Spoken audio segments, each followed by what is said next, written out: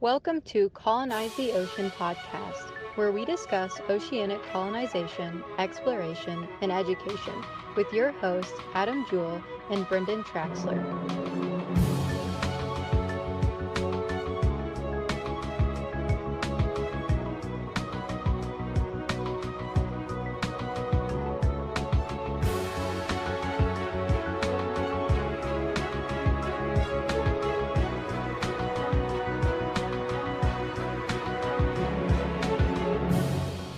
So a lot of people that are involved here with ASC or ocean habitation have come or are friends with us because of Seasteading Institute and the work that different seasteaders and stuff are doing.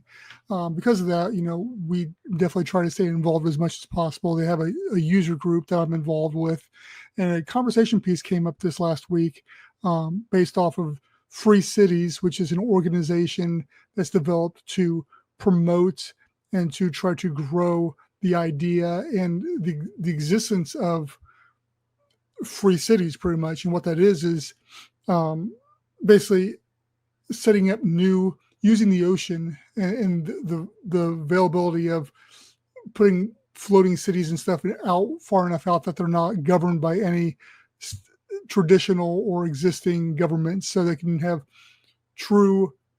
You can try ideas at a more pure level because there would be no government oversight. So if you wanted to have a totally socialist type of government, you could try that out there. Try it for a purely libertarian one. You could do that. If you want complete anarchy, you could do that too. And these are often themes that come up with this. But to my point here, talking about what we're talking about is that, so during this event that was last week, they had a bunch of good speakers, friends from the show. They had Ben and Mitchell were both speakers on there, as well as some other names you may or may not know if you've been following ASC for a while. But in the user group, we started talking about the idea that, hey, some of the people weren't so keen on the idea or the fact that, and I wouldn't say keen, but the fact that, like Mitchell and Ben and some others were talking about, hey, having seasteads close to shore, almost like attached to shore, where it was, come and go easy, because everybody's wanting this great idea of being way out in the ocean, where you can start fresh, pretty much, with this starting your own government per se. That's a huge push of the Seasteading Institute. And that's a completely different discussion.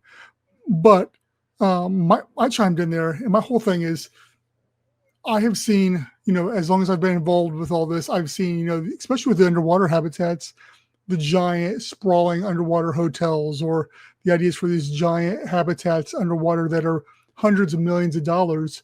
And which is also the concern with deep and Fabians, as well as how large they are and the cost associated with that. And it's hard to find investors to jump on something like that. And the same thing with the seasteaders and these floating cities is basically what they're trying to make.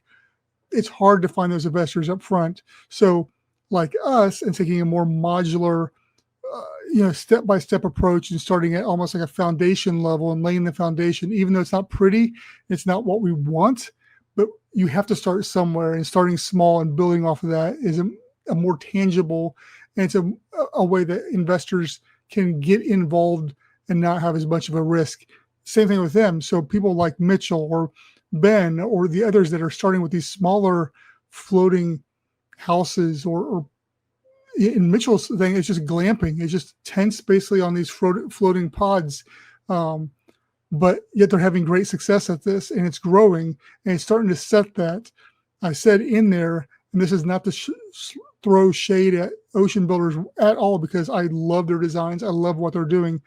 But had it not been for the backing of Bitcoin that they had got in with earlier, and they're, and were able to use that money, basically, had somebody not won the lottery, ocean builders would not be where it's at today. It may not even exist. So where do we go from here and how we do things? And this is the problem.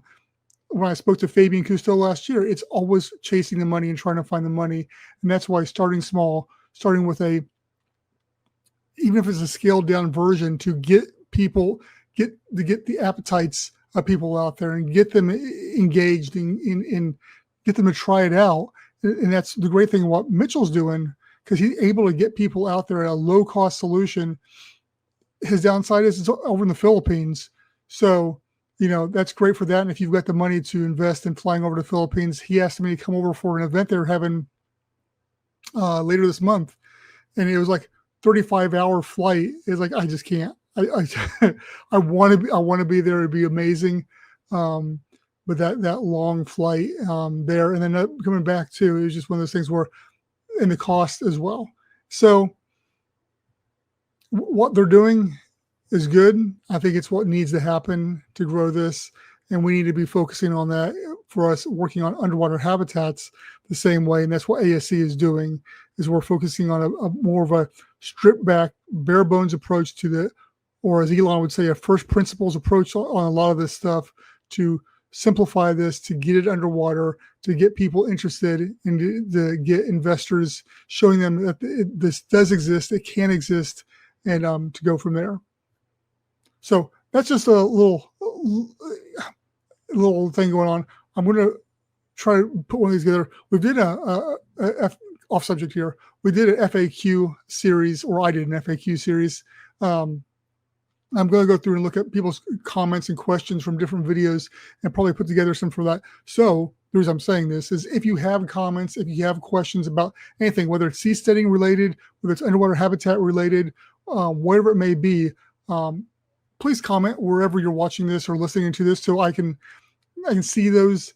Email me. It's on the website, atlantisseacolony.com, or it should be. If not, you got our socials there too. And let's help me make some better content by actually addressing real world questions that you have.